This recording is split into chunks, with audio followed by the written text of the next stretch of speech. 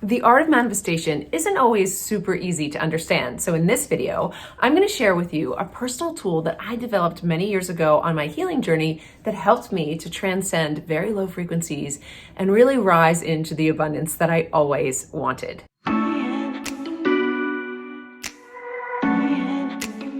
Hey, it's Lisa Roulette, and I'm here to help you heal and create a life you love. If you haven't already subscribed, please do so and turn on the notifications button to make sure that you're notified each time I release a new video. This is a great video, one of my favorites, because what I'm going to talk about today is really at the core of my coaching practice and the core of all of my teachings.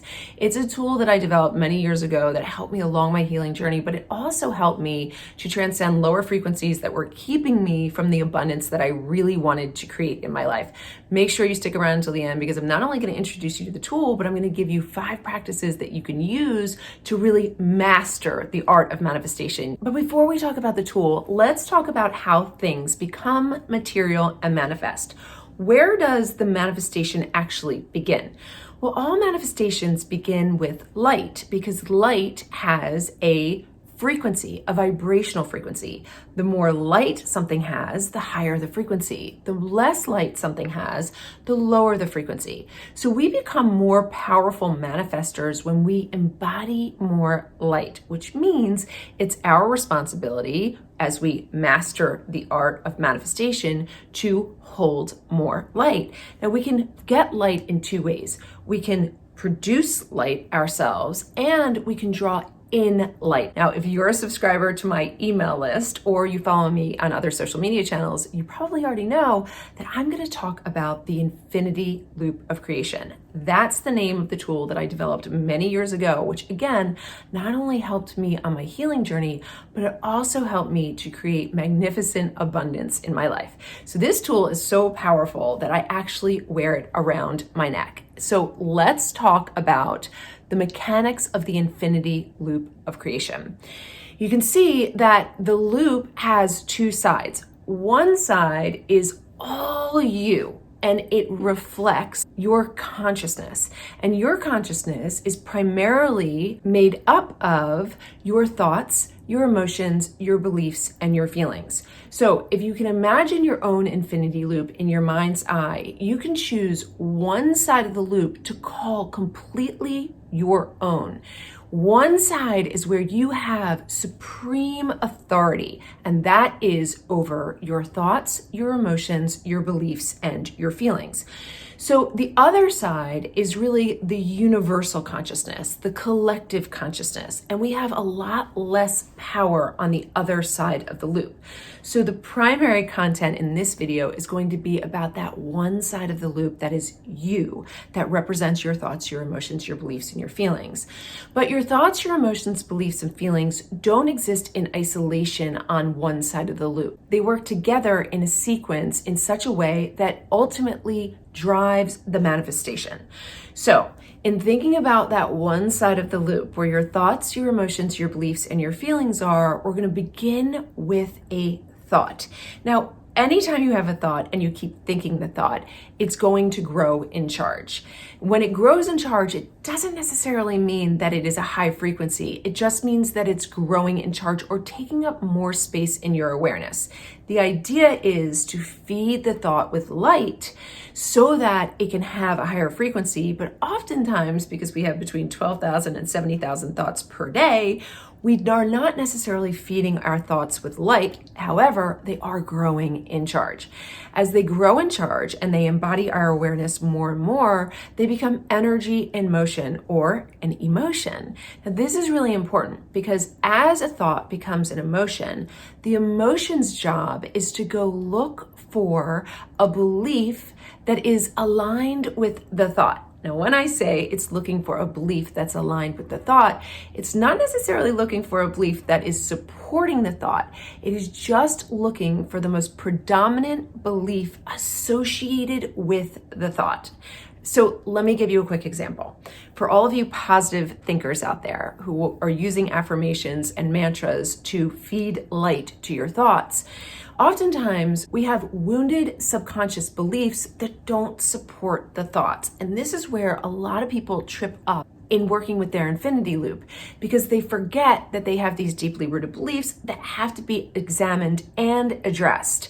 So if you're thinking and affirming all day long that you're wealthy, financially free, and so abundant that you'll never have to work again, but nothing is actually becoming material and manifest for you, it is very likely that there is a pesky subconscious belief hiding there, and that the emotion is finding and it is negating all of your positive thinking, all of your mantras, and all of your affirmations. So beliefs are tricky things. And if you haven't seen my video on beliefs, please make sure that you check that out. I'll link it in the description of this video below, because it's a very important video that talks about core beliefs that, when they're wounded, can slow us down, not only in our manifestation process, but they can hold us back from our highest potential and our soul's purpose.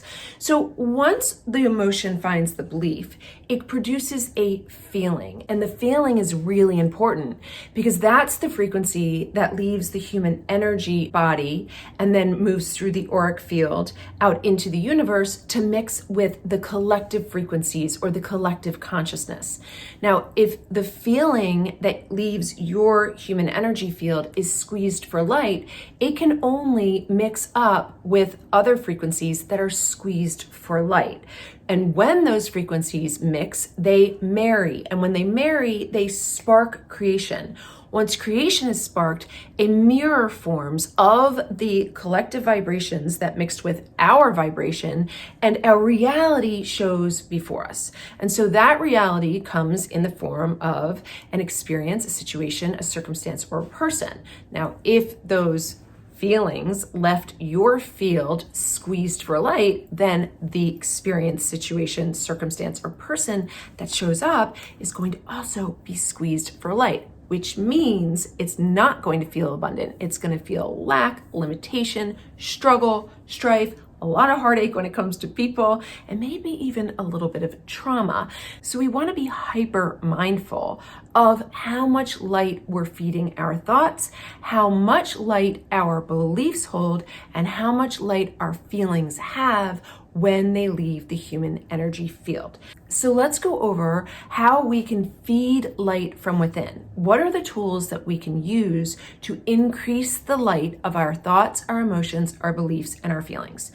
Tool number 1, aligned thinking. We want to make sure that we're spending time every day focusing on our manifestation. Now, this can happen in a variety of ways. You can do vision boards, you can do vision work, you can meditate, you can do focus wheels, you can do simple goal setting. But it is important that you practice on the daily, aligning your thinking with exactly what you want to manifest. The second thing you're going to want to do is to honor your emotions. Emotions are rich with information, and when they start to form, we need to become more and more aware of them and surrender to them. Now, if you haven't watched my video on the art of surrender, I will link it in the description of this video below. But surrender is really about taking the high self position and observing your emotions without judgment. It's really important not to judge your emotions, but rather just to sit in observation of them so that you can determine how much light they're holding. Once you're in the high self position, you can then use the power of discernment to determine whether or not the frequencies that you're holding are right for you or wrong for you. Again, not by judging them, but by simply examining them as whether or not they are aligned with your soul's journey to expand. The third thing that you're going to want to do is you're going to want to sit down with some of your beliefs. If you haven't watched my video on beliefs, I'll link it in the description of the video below. But most of our core beliefs are established by the time we're 7 years old. So not only are they pretty old, but most of us hold a very wounded core set of beliefs. Now, our core beliefs largely determine whether or not we feel lovable, deserving, powerful, worthy, and whether or not we feel as if we're enough as compared to the rest of the world. So if you're trying to manifest abundance in your finances or in your relationships or in your health and well-being, you're definitely going to want to take a look at your beliefs and start to heal the ones that are wounded. The fourth thing that you're going to want to do is work on those feelings. The best way to add light to your feelings is through through physical movement. Now, you're probably thinking, okay, I'm going to go for a run, but if you're not a runner, that's okay.